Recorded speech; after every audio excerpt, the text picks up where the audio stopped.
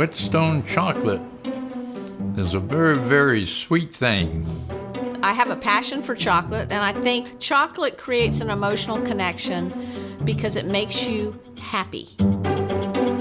When we're making almond toffee, the smell is incredible.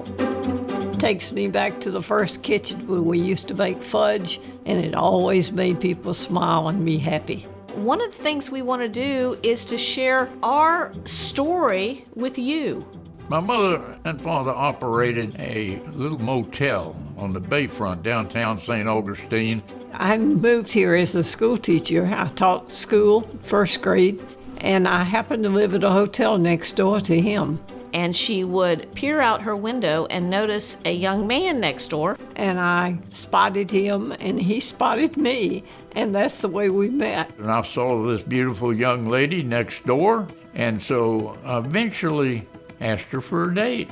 And he wanted his own business, and his parents had a motel, but that didn't seem to satisfy Henry. And I wanted to do a little something on my own. And my father loves ice cream, so they decided, let's open an ice cream store. What goes well with ice cream? And they decided chocolate and candy. So we started making fudge in our own kitchen at home. We made it in many flavors, and then we started dipping chocolate, and it just grew from there. We had to accomplish something, and that was the drive. You have to have the drive, whatever endeavor you engage in. That's the key. When I was younger, I would have to go and dip ice cream. I didn't recognize it as entrepreneurial spirit back then. I mean, I recognize it now. At first, we were doing things by hand. Then later, we gradually bought some more equipment. Henry was a problem solver. He liked machinery, and he was always thinking of a way and figuring out a way to do things better and easier. And then he developed a way to make nut clusters with a machine that he invented, which I did get a patent on in 1974. And it would make little clusters, 50% chocolate, 50% broken nuts. If you have a passion for something and you want to go into business, you know, my parents are great examples of that. They started the business. I'm following in their footsteps. She's the lady that runs the whole operation. My parents had started selling to Walt Disney World, from almond patties to bark. They even sold fudge. She eventually did business with Nestle, Hershey, and M&M Mars.